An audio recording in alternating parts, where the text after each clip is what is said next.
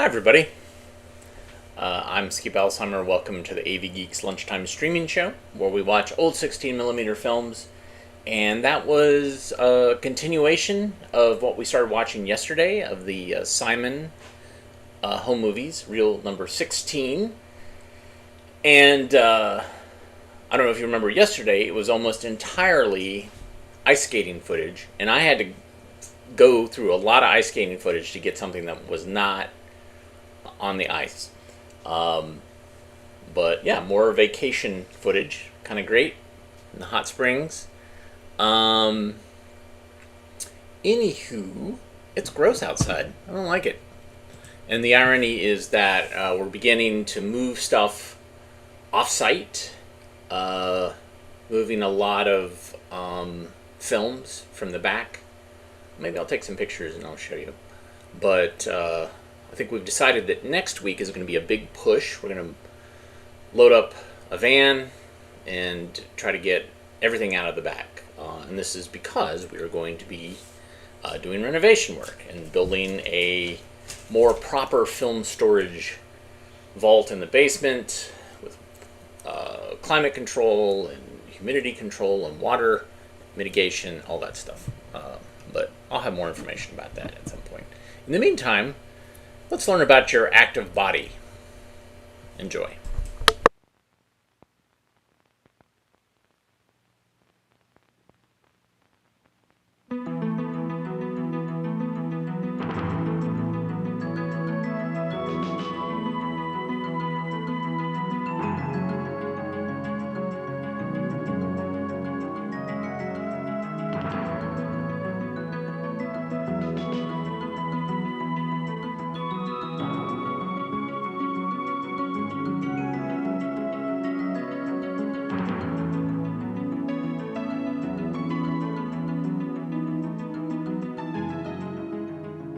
Living things need food to stay alive. That's why you eat. But your body must first change that food into a form that your cells can use.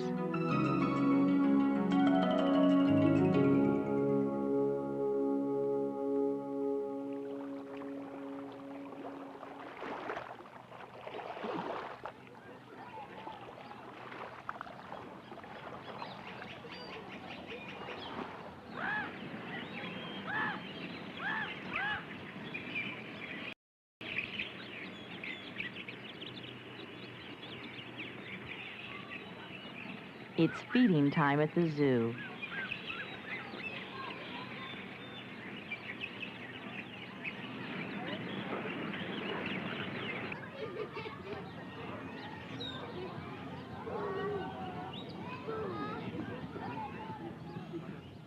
Eating is the beginning of a process that brings nutrients to the cells of a living organism. Coffee. That's right. They know it's lunchtime. Nutrients are part of the food that living things eat. Living things have to eat to stay alive. Zoo animals don't have much choice of what they eat or when they eat. You do.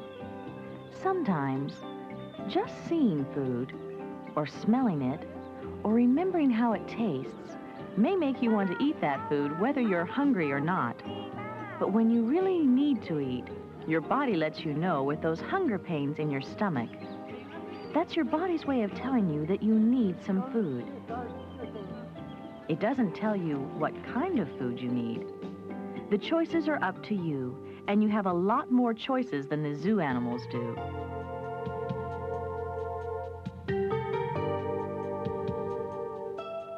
It certainly isn't news to you that you eat many different kinds of food. Your different kinds of teeth help you do this. They're not all the same. Your front teeth have thin edges. Teeth on either side of them are pointed. Your back teeth are wider and flatter. These different shapes let your teeth do the different jobs that different foods require. Your front teeth help you slice through food and break it into small pieces. They're like the teeth of animals that help them gnaw. Your pointed teeth help you tear tough foods like meat. Those teeth are like the sharp tearing teeth of animals that eat only meat, carnivores. Your flat teeth help you grind food. They're like the back teeth of animals that eat only plants, herbivores. Your teeth let you eat both meat and plants. Your teeth are more like those we find in animals we call omnivores, animals that eat all kinds of food. To change the solid food we eat into a form that our cells can make use of, we have to chew it. This is the beginning of digestion, which mostly takes place in a long food tube inside your body. Food enters the food tube through your mouth, passes through your esophagus, and into your stomach. There, the digesting food passes into your small intestine, then large intestine, and what your body can't digest passes out the end of the food tube. Let's see now how your food moves through this long food tube and what happens to it during the process of digestion. To get food moving through your food tube, you swallow. Swallowing takes food from your mouth into your esophagus, and then down through your esophagus into your stomach. Although the movement is downward, it isn't caused by the Earth's gravity. If gravity moved food down your esophagus, astronauts in orbit wouldn't be able to eat very well. But they manage to swallow nicely because swallowing is done through the action of the muscles in the esophagus. Your esophagus, like the other parts of your food tube, have two sets of muscles that work together. One set is made up of circular muscles that go around the tube. The other set is made up of muscles that run along the length of the food tube. These are called longitudinal muscles. While one set of muscles contracts, the other set relaxes. That makes parts of the tube shorten and lengthen rhythmically. So when you swallow, the food gets squeezed along.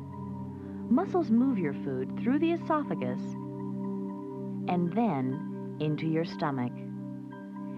In your stomach, most of the important chemical parts of digestion take place, although this has already begun in your mouth. While your teeth cut the food into small pieces, your saliva causes some chemical changes to take place. Your saliva, and then the liquids we call digestive juices in your stomach, help change the nutrients in your food into simpler substances. In your stomach, some of the nutrients are broken down into smaller and smaller parts until you wouldn't recognize them as food anymore. They're tiny molecules now, just the size your cells need in order to make the other molecules they need. But before your cells can use nutrients, the nutrients have to be absorbed into your blood. This happens as your food moves through the next part of your food tube, the small intestine. It's called small because of its diameter, not because of its length. It's about 20 feet long. The inside of the small intestine is very wrinkled with finger-like parts sticking out called villi. Nutrient molecules move out of the small intestine through the villi. This is called absorption. The molecules move through cell walls of the villi into a network of blood vessels. These are called capillaries. The blood flowing through these capillaries carries the nutrients to the cells that form all parts of your body. The nutrients move out of your blood into your cells, where they are used in chemical reactions. Some of the chemical reactions release energy. Other chemical reactions allow the cells to grow and repair themselves and to manufacture substances used in other parts of your body. The only parts of food that your body can use are the nutrients. Your body has to get rid of the other parts. The contraction and expansion of the muscles of your small intestine keep what's left of your food moving out of that part of your food tube into the next part, the large intestine. It's about twice as large in diameter as the small intestine, but much shorter. All the parts of the food you've eaten that haven't been digested are collected here, and eventually they'll pass out of your body. Even after you've finished eating, the process of digestion and absorption continues, using the nutrients in the food you eat and getting rid of the rest. You probably won't be hungry again for about 4 hours. That's how long it will take the food to move out of your stomach. It's clear that what you eat is very important because your cells need certain nutrients for you to stay healthy, just as the cells of all living things do.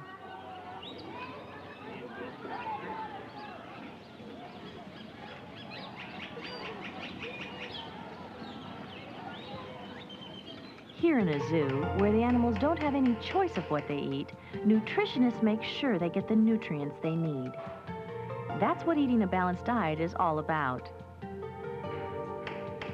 Zoo animals get taken care of, but people can make a lot of their own decisions about what they eat.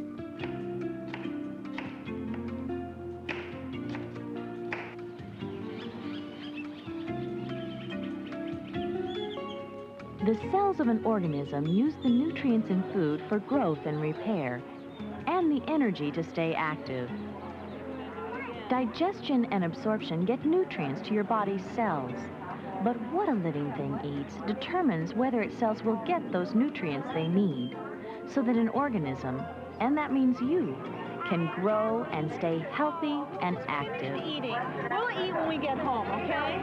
Just watch a little more.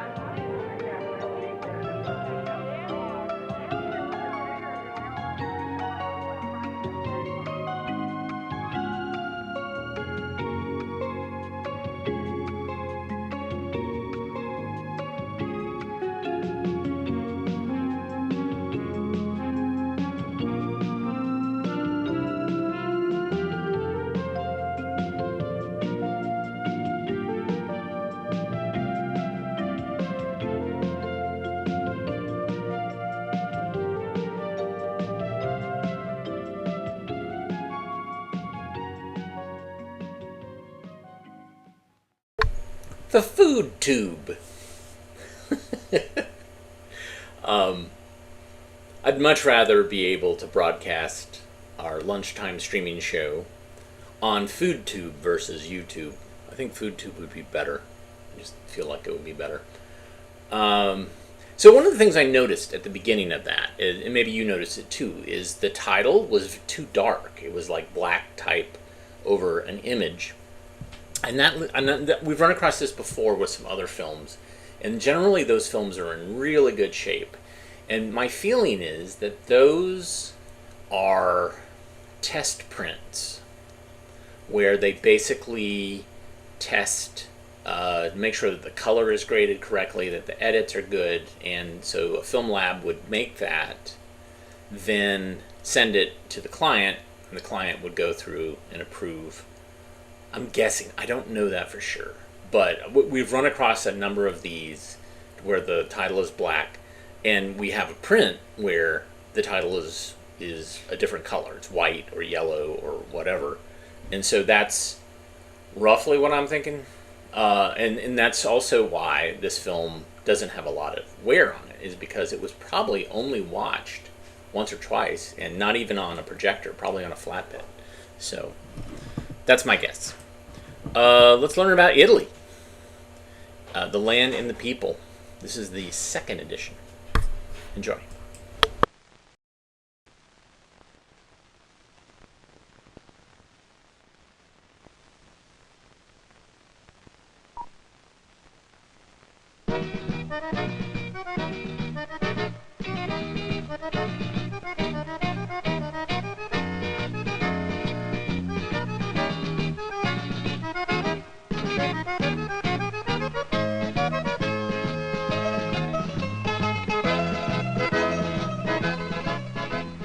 We would like to welcome you to our country, Italy. Come with us and see the land that was once the center of the Roman Empire.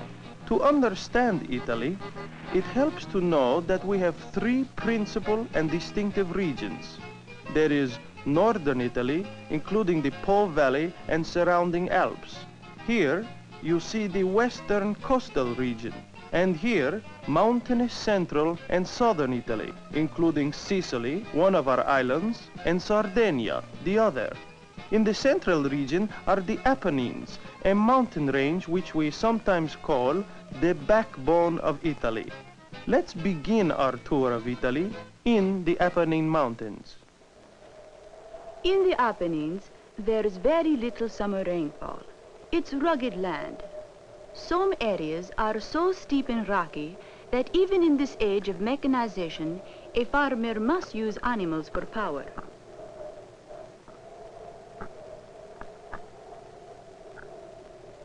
Farming is difficult in these hot, dry lands of the mountainous south. A farmer needs all the help he can get. So a large family is almost a necessity. The Mancusos here make their own spaghetti and bread from the wheat they raise. Many farm families in the south use most of what they grow. Each region has its own special recipes, but spaghetti is popular everywhere in Italy. Tomatoes are also grown and used in many ways. The white grapes they eat, but from their red grapes, mountain families can make wine, which is a common mealtime drink for Italians. Olives are eaten and also made into olive oil for use in salads, but mostly for cooking. The Mancusos eat and work together. Family life is very important to us. The Apennine Mountains run north and south the full length of our peninsula. They end in the south at the tip of the butte, and then, a short distance offshore, is the mountainous island of Sicily across the Strait of Messina. On Sicily, especially along the northern and eastern coasts, there are fertile plains. Here we have orchards of orange and lemon trees growing on irrigated land where many people work all year round. High above the coastal plains of Sicily is Mount Etna. Etna is an active volcano. When it erupts, it gives off sulfur as well as other chemicals. Italians have mined sulfur from around Mount Etna for several hundred years. Sulfur was once Sicily's only important mineral resource. But today, oil wells have brought new money to the island.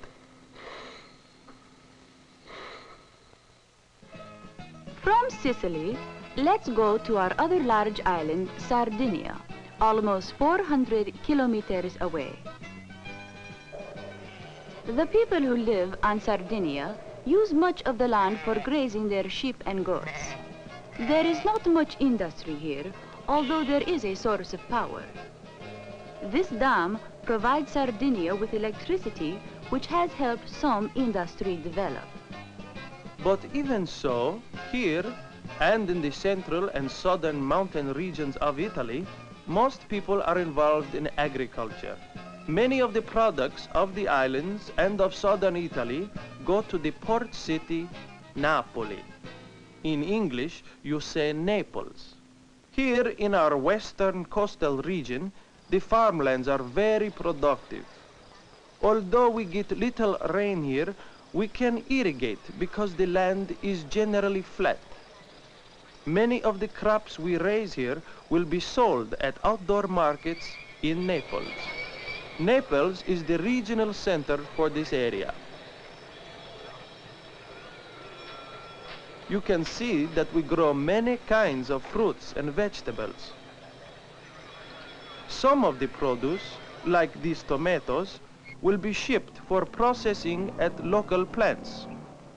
This particular shipment will be made into tomato paste. Our tomato paste is packaged for use here and for export all over the world. Because Italy is a member of the common market, much will be sent to other member nations like England or France. Naples is one of our busiest ports. South, across the Bay of Naples, you can see Mount Vesuvius. This is the only active volcano on the mainland of Europe. Where there has been volcanic action in Italy, the soil is very rich. North of Vesuvius, pipes are sunk deep into the earth to bring up volcanic steam.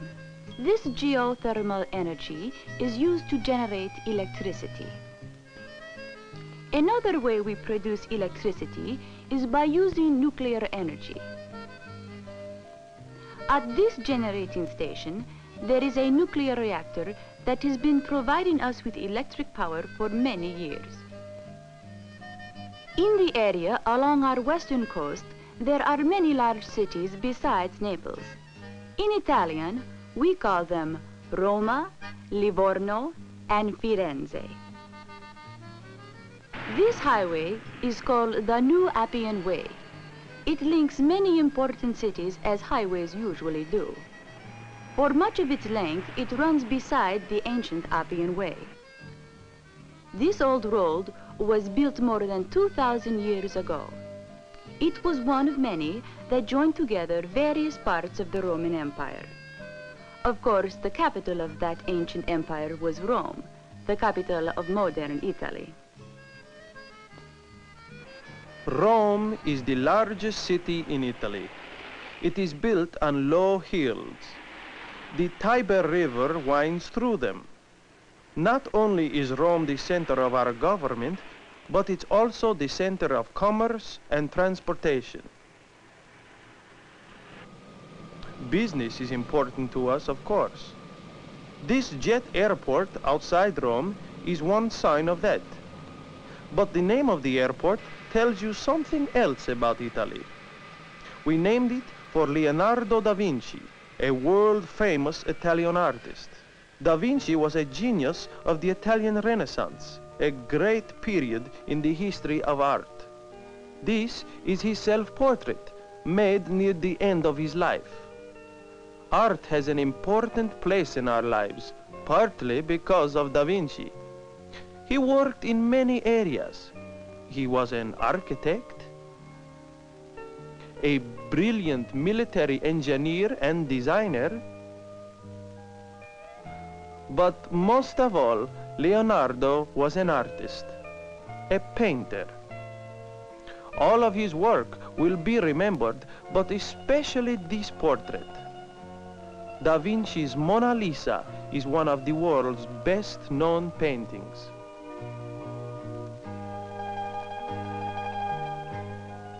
Another Italian Renaissance genius who helped make art so important to us is Michelangelo. This is his self-portrait. And this is one of his many paintings, The Holy Family.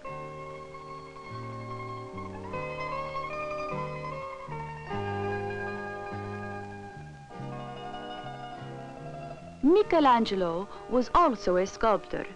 His great knowledge of anatomy guided him as he carved his 15-foot masterpiece, David.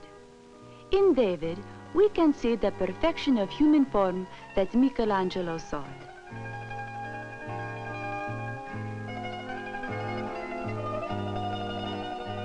Michelangelo, like Leonardo da Vinci, was also an architect. He designed the dome of this building, St. Peter's Basilica, which still stands in Vatican City in Rome. Today, the Vatican is still the center of the Roman Catholic Church, as it was in Michelangelo's day. Rome has changed a lot since then. The suburbs have grown far beyond the old city. But north of Rome, across the western coastal region in central Italy, is the city of Florence, which looks much as it did when Michelangelo lived there 500 years ago. Florence is on the Arno River, which flows through the productive Arno Valley. The valley is famous for its vineyards. We often take the wine and other products of this region to the port city of Leghorn. There is another important valley region north of here. Let's look at our map again and move to the Po Valley. Now we are in the industrial and agricultural heart of Italy. Here in the north are the major cities of Milano, Torino, and Genoa. The long valley of the Po River is sheltered from cold north winds by the Alps. This is why the climate is so mild here. The Po Valley, which we sometimes call the Lombardy Plains, is our most productive farming region. Wheat is the most important cereal crop of Italy and of this region too. Farmers from miles around bring their wheat to central collection points for threshing. We also grow rice here, but it needs irrigation. Wheat can be dry farmed. Orchards of mulberry trees are also very common in northern Italy. Mulberry leaves are fed to silkworms. From their cocoons comes fiber for Italian silk. Silk has competition now, synthetics. Natural and synthetic fabrics are manufactured in the textile mills of northern Italy. Some of the cloth manufactured here is made into clothing designed by Italian fashion designers. We also manufacture fabrics from cotton and wool. Milan is the center of our textile industry. It is the largest city of our industrial north.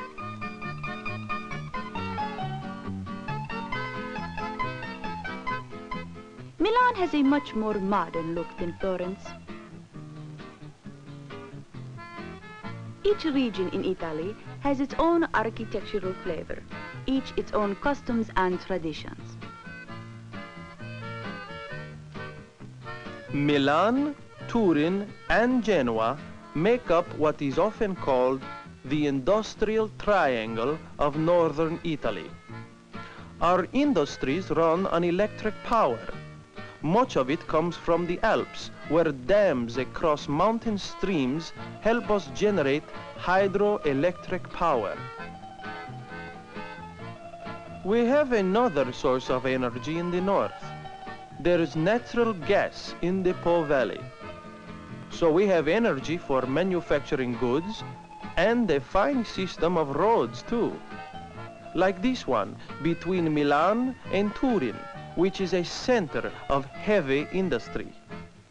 Steel and other metals are produced in Turin. We import our raw materials.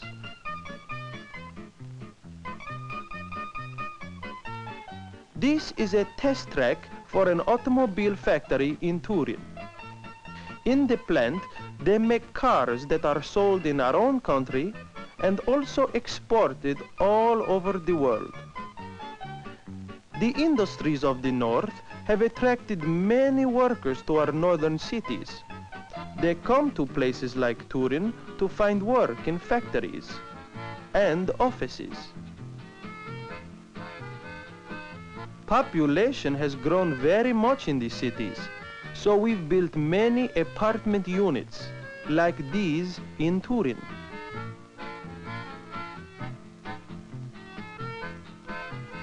Some of the products manufactured in the industrial cities of the north will be shipped by train to other countries that belong to the European Economic Community, as Italy does. This is the common market we mentioned earlier. Italy was a founding member of this organization. For shipments overseas, products can go to Italy's busiest port, Genoa.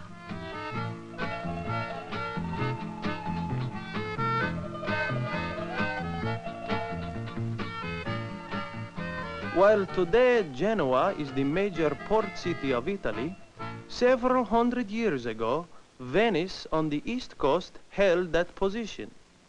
Venice, Venezia as we call it, with its canals, gondolas, beautiful buildings and art, is one of Italy's most popular tourist centers.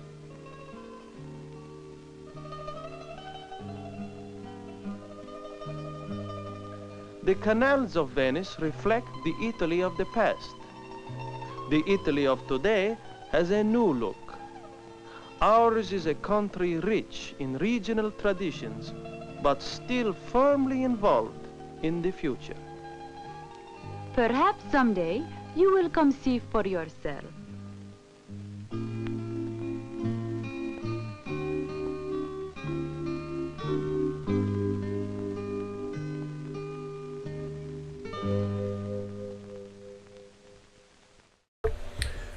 So do you think the narrators of that film were Italian, or were they just affecting an Italian accent?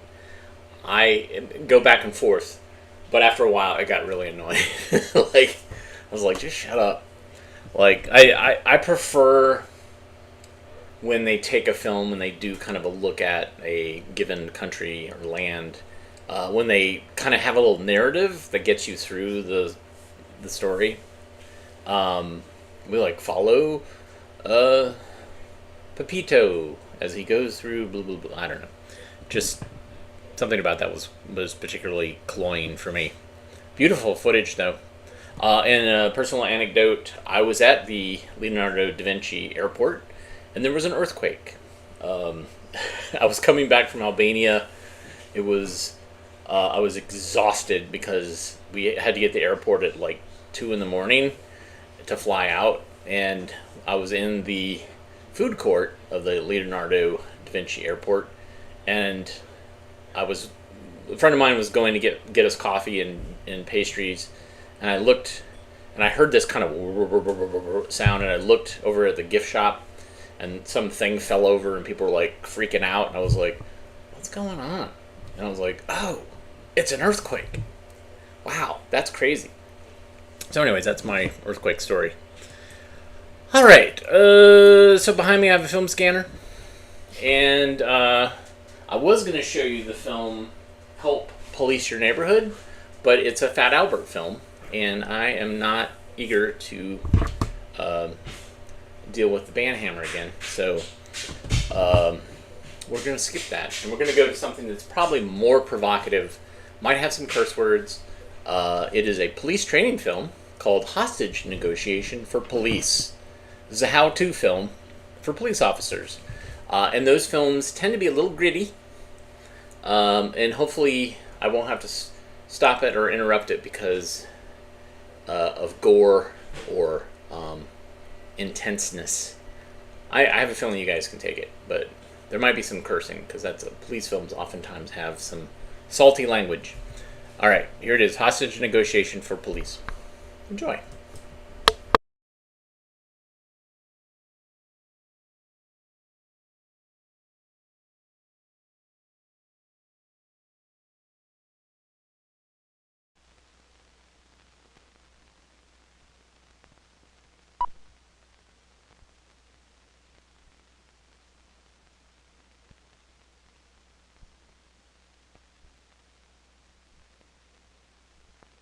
Quarters to cars 503, 504, 505, and 506.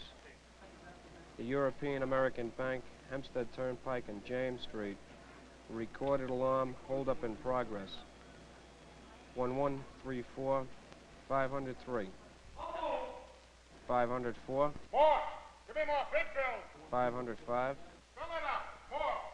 Cut, Bob, let's go! And 506. 505 to headquarters. Shots fired at the rear of the bank. One male white wearing a green jacket, blue dungarees. One male black wearing a tan jacket, blue pants, just went into the rear of Alexander's Men and Boys Shop. What's going on? 504 to all units. I've just observed 2 armed suspects, one male white, the other a male black. Subjects exited the front of Alexander's, approached the parked vehicle, and have re-entered the store.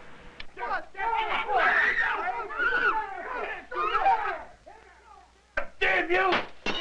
Frank Belmont, TV millionaire. Frank Belmont, you TV! Police emergency, operator 42. This is Al Cook of 728 Powers Avenue, East Meadow. I have a tenant upstairs, and there's an awful lot of noise going upstairs. I should be getting killed up there. Is this your own home, sir? And you rent the apartment to these people? Alrighty, may I have the phone number you're calling from, please?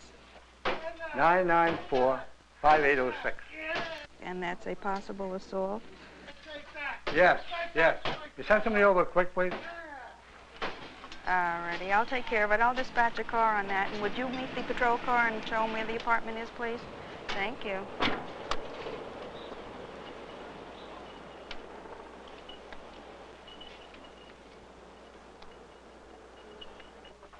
Morning, my name's Officer Kenny. Can you tell me your name, please? Al Cook. And what's going on, Mr. There's a Cook? fight upstairs. What kind of a fight? noise up there? What kind of a fight, sir? Well, I know there's somebody fighting upstairs. You hear a noise up there now? Yeah, right? who's upstairs? You know who's upstairs? The man lives up there. You know his name? Lambert. You know who else is up there? I don't know. It sounds like a lot of people up there. How many people do you think are upstairs? I think there's about 2 up there. Listen, do me a favor. Go back inside that room, okay? Go Right. back inside, close the door, and stay in there till you hear from me. I'm going to get some help. Right. Okay? Close that door. Mr. Lambert? Leave us alone! Mr. Lambert, my name is Officer Kenny. I'd like to talk to you. I don't give a damn who you are. Leave me alone! Leave us alone! Mr. Lambert, who's upstairs with you? Damn it, I'll show you I mean business! Hey, Cook, don't come out of there! Unit 30 to head. Hi, Laurie. Dad! How are you? Lori, what the hell are you doing here? Laurie is coming with me. That's what I'm doing here. I'm taking her with me. Lori's not going She anywhere certainly with is you. going with me. She is too, and you're not going to stop me. Lori, you go upstairs now. No, Laurie, you Brian, stay right where you are. you get Get the shithead hell away out from of me. this house. I'm gonna... No, you're not. Get the hell. Get out of here. Lori, go upstairs. Get back. Get back. You want to play games? Why his ass? You two. Get I'm back gonna there. call Come the on, police, Laurie. Tom. Call anybody you Tom. want. Go. Just Just move, move. and Go. you're dead. Call. Come on, sweet. Let's go.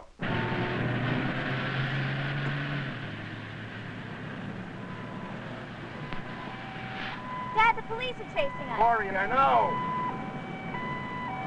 Dad, please slow down. Laurie, take it easy, will you? I know they're behind us, Laurie. I can see them.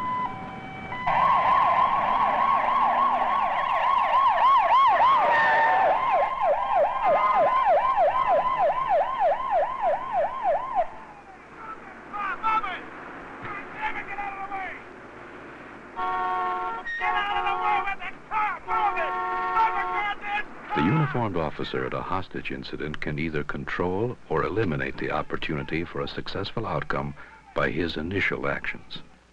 If the job is done right, the offender is contained once he's located. First, officers take positions of maximum observation to block escape, the inner perimeter. All you people, move! Let's go! Hurry up! Come on, run! Civilian movement near the barricade is brought to a stop and all adjoining locations cleared. Move, move, move! Those who are caught within the inner perimeter are evacuated to a safe area outside the line of fire. Off the street! 541 to headquarters. This unit is A present. command frequency is designated and communications between all personnel is established at the earliest possible moment. Further when we have set up phone communication. As crime scene investigators arrive at the staging area to log and photograph the incident, they receive assignments from the command post leader. Got a command post set up on the second floor. A rifle and an AR-15? And if you have tactical teams, usually they'll move in to strengthen the inner perimeter with invisible deployment. Rear of the bank and on the roof. We're going to use this as a staging area. Park your ambulance over here. Command post is a half a block down. Walkie-talkie, frequency 1. I'll be at the command post. I'm at the command post now. An overall command post is established, where all personnel movement and relief personnel are coordinated. Beyond the command post is the outer perimeter, designed to keep anyone not involved in the operation far away and out of danger. Okay, folks, come on. Let's back it up, please.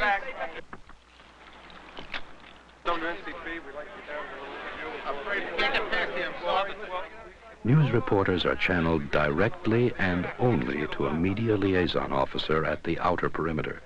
This reduces the spread of false rumors and keeps the press from penetrating the inner perimeter where television cameras too close to the scene can reveal police tactics. You also avoid releasing the suspect's name and address to the press. You, of course, want to minimize people, other than police, from calling the suspect. The first responding officers are relieved as soon as it's safe and report directly to the command post for debriefing. On the outside, the tactical response usually stabilizes relatively quickly, but on the inside, that's only the beginning. Because somewhere near the inner perimeter, another group of officers have another kind of job, to try to talk the offender or offenders into releasing their hostages and themselves without further violence. And we call that hostage negotiation. 501. Stand by. 501 on subject. We feel there's 2 suspects held up in there. Your own experience tells you that every situation is going to be different. Different locations, different causes, different endings. 2 of the fellas, 1 black, 1 white, 1 armed with a machine gun, 1 armed with a handgun. As a result, there are hundreds of ideas about how to handle negotiations. Certainly every negotiator is different, but some procedures and principles are basically the same. Right from the start, officers and detectives move in to gather intelligence on the offenders from all possible sources. How you fixed? You got a good phone here? Got a good phone. Okay. George and... First of all, this guy's put a round through the door, so we gotta be very careful. I got a call here, disturbance. I spoke to the guy who owns the house. On top of that, negotiators want to know exactly where the suspects are. I think his name is Lambert. Okay, I hear a lot of ruckus up there. Sound like they're wrecking up the place up there. You God guys damn it. get out of here, guys. Get out of here and leave me alone, now. Is that him? I don't want no... Headquarters to car 5. 5. Be advised, New York registration 582, Queen, Robert, Edward. Checks back the subject, Thomas Chimes. There are some warrants on subject. License numbers of all vehicles in the area are checked out to help identify suspects. Message received. On the right side of the house, there is a chimney with electrical service. Entering to the side of the... Intelligence gathering includes a description of the exterior of the building and what can be seen of the interior. Obstructing our view to the rear of the house, but there seems to be a door leading into a patio, which may be the only escape route. Do you copy? If you're observing a residence, it's often possible to identify escape routes, location of water and electrical service, and if you're lucky, a floor plan of the house. This team is in position on the east side of the house. We have 2 windows in clear view on the top floor, counting from the top down. The first window is just south of the chimney. The second window is just south of that, about 10 to 15 feet. It appears to be open about 4 to 5 inches from the bottom, and we see no action in the windows at this time. Don't worry, what? 12 years old. She's been kidnapped. Kidnapped Please. by who, ma'am? My husband. Your husband, what's his name, ma'am? Thomas. Thomas what? Thomas Chimes. Oh, please. He came in here. Intelligence on suspects and hostages is also gathered from interviews with relatives, friends, neighbors, witnesses, and employers. Can't you... Do you what type of car did he have, ma'am? He's blue and white. It's an old Ford. Record checks and psychological and medical histories are also important resources for intelligence gathering and for considering negotiating options. You're pretty sure that they're confined to the Alexander's men and boy shop? Yes, sir. Still, there are many other questions you want to know the answers to in dealing with the hostage taker. Jerry, basically we got a bank stick-up with the... Are there telephones or other ways of communicating? What hostages are involved? Who are they? Do any have medical problems?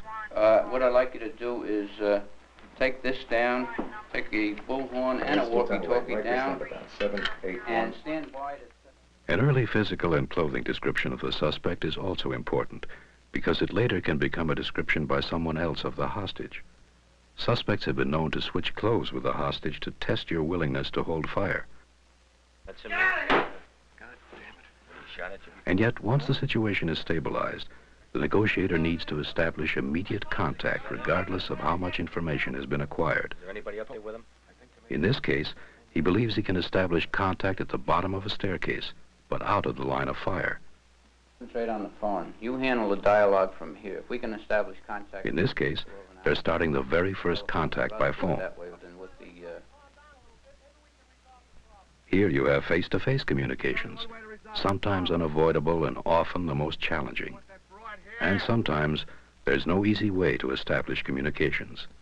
Here, police had to wait until suspects allowed a hostage to come out and pick up a portable radio.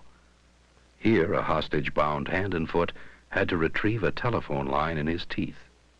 In this situation, a man barricaded himself in a men's room with a hostage and refused to talk. A detective's note passed under the door finally broke the suspect's silence. if we do establish contact, let's find out how many hostages we have. The point is that the negotiator knows he must be persistent in establishing communications any way he can. And just who is the negotiator? In touch with Jerry, too, on a walkie-talkie. In many cases, it's an experienced first officer on the scene.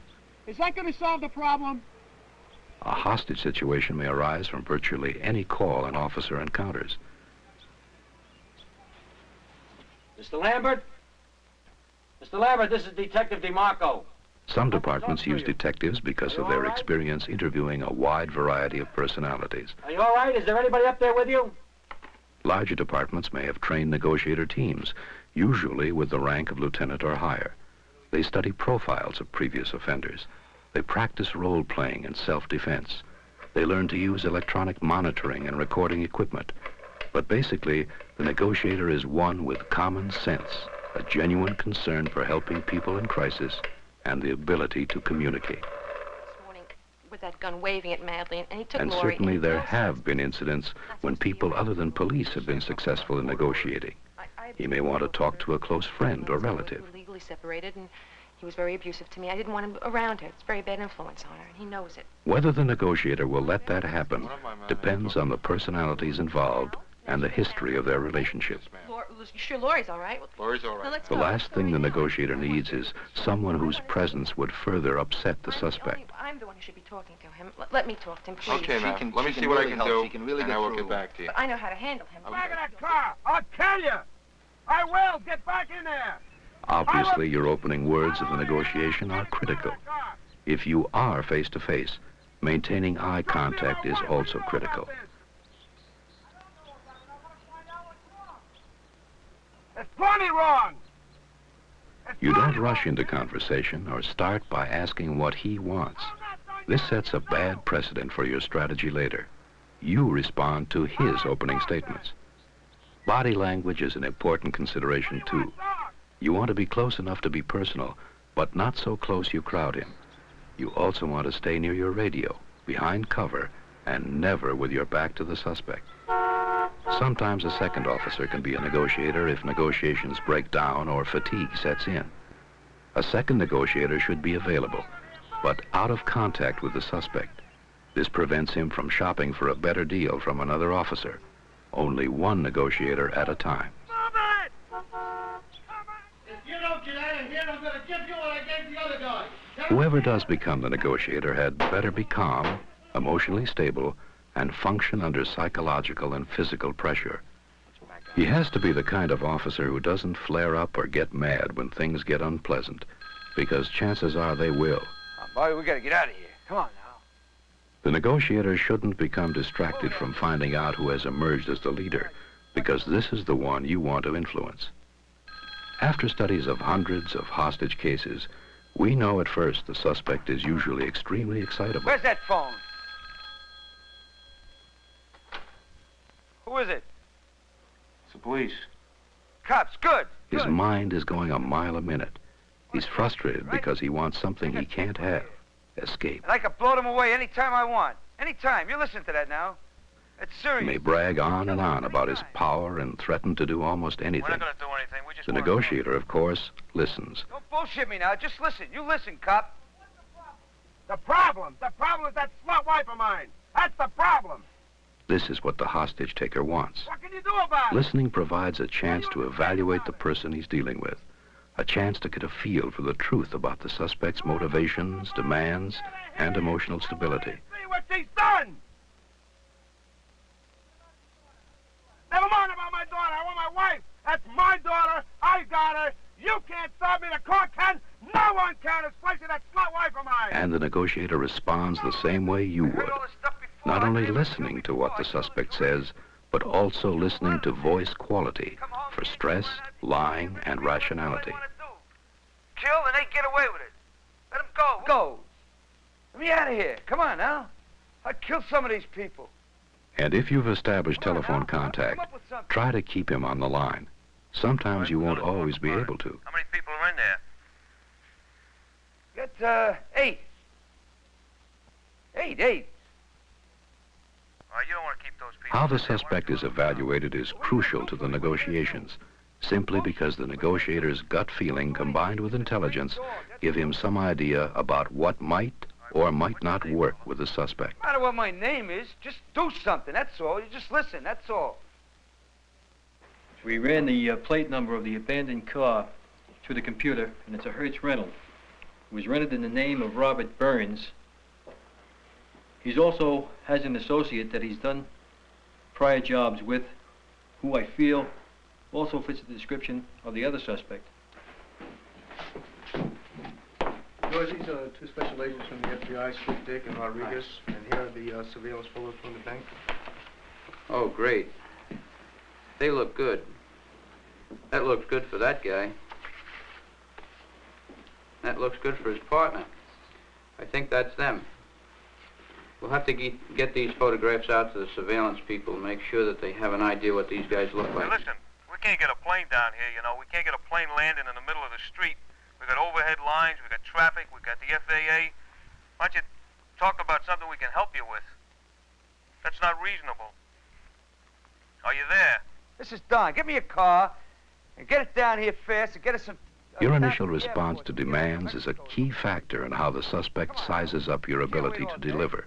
All right, listen, I got to check with my boss on something like that. I can't promise you a car. To negotiate means to bargain in order to reach an agreement. Therefore, the negotiator has to avoid extremes in replying to the suspect. All right, I'll see what I can do, but there's no rush. To reject a demand is one extreme. The other is to promise to deliver something outrageous. The criminal expects you to con him, so if you're obviously honoring his unreasonable demand, he'll resent it and won't trust you. See the boss. Go ahead. The point is to find a middle road between the two extremes which shows you are reasonable. This will gradually help encourage him to be reasonable as well. Bullshit, that's all he is. What about the personality you're dealing with? If they were terrorists, experience shows they take hostages with planning and for a specific political cause. Terrorist negotiations can be extremely complex, and their demands can be unending. As you can see here, terrorist situations require more than just one officer to negotiate. In some incidents, robbers may speak the rhetoric of terrorists, but only to camouflage their criminal intentions. In a few cases, police have negotiated a hostage situation inside a jail or in a prison. Here the suspect is already contained, but often will bargain for the release of other inmates or for reform. Okay, he said nobody's sick in there, and now he wants some food. If dealing with criminals caught in the act, the negotiator knows that his best bet is to create an environment where suspects are given time to cool off. Yeah, okay. Let's see if we can give him as much as he wants in a line of food. Because only then will they be able to realistically reassess their own situation. Hello. Hey, Don, you decided what everyone wants to eat in there? Yeah, we roast beef sandwiches. How about roast beef sandwich? That'd be all right. Okay, how many of them you need? 8. 8? I thought you said you had 8 hostages.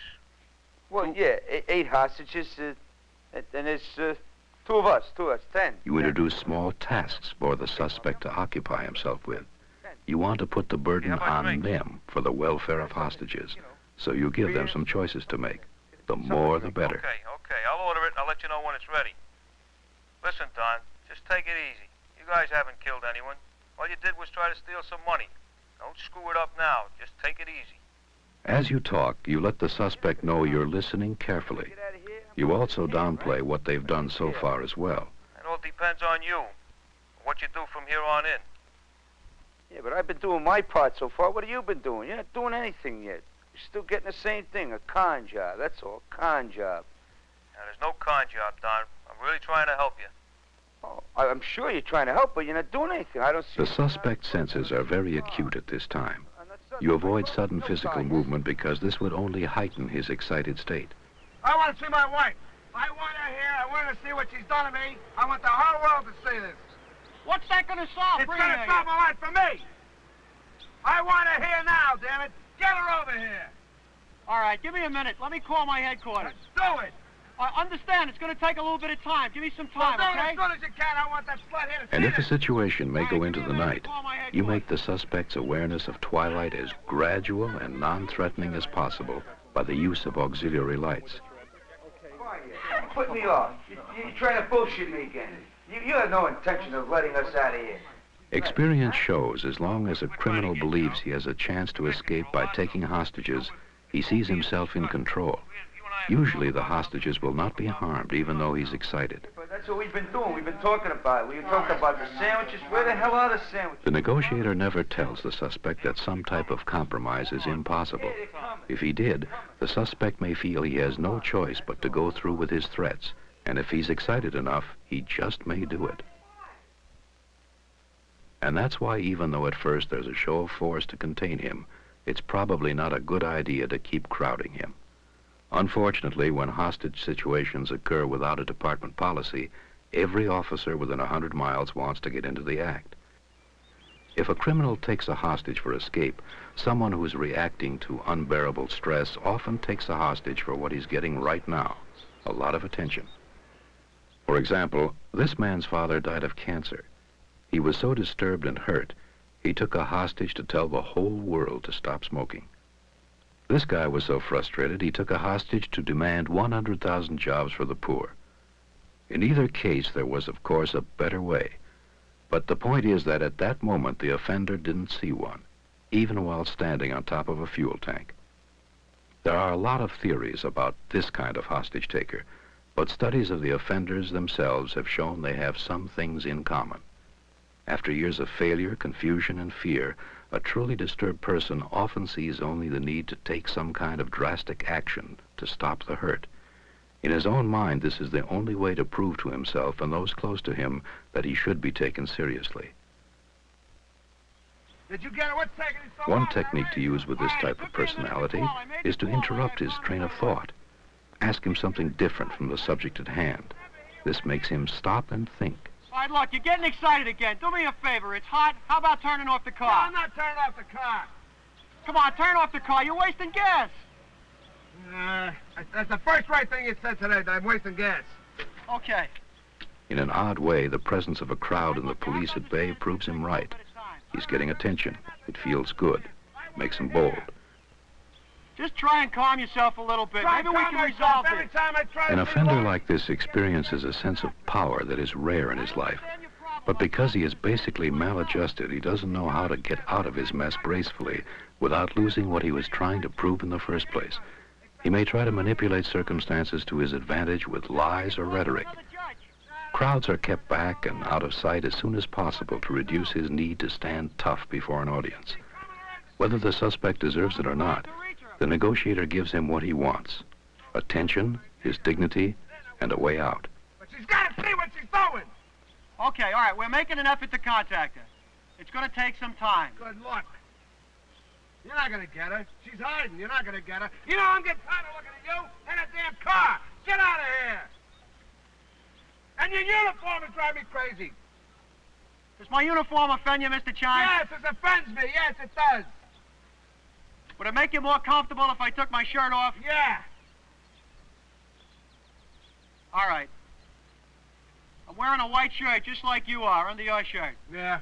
The suspect also wants you to relate on his own level, and sometimes that means making minor adjustments, as long as they don't make you vulnerable. Radio on that broad.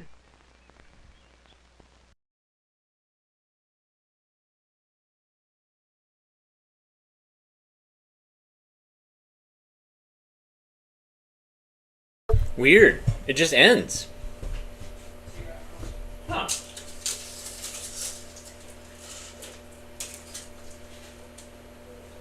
It just fades to black. And then that's it. That's weird. Very strange. Anyways, quite a journey. Quite a journey with that film. And I love police training films. Because they are so salty and so gritty. And they talk about how to deal with people who have bad behavior, including other police officers. That's what's really great to watch. And unfortunately, I don't know if films like this exist and are being shown to those that police. It kind of doesn't feel like it. There's a whole series called Shoot, Don't Shoot, and it kind of addresses all that. So anyways, thanks for tuning in today. If you like what you saw, hit the thumbs up, hit the like button.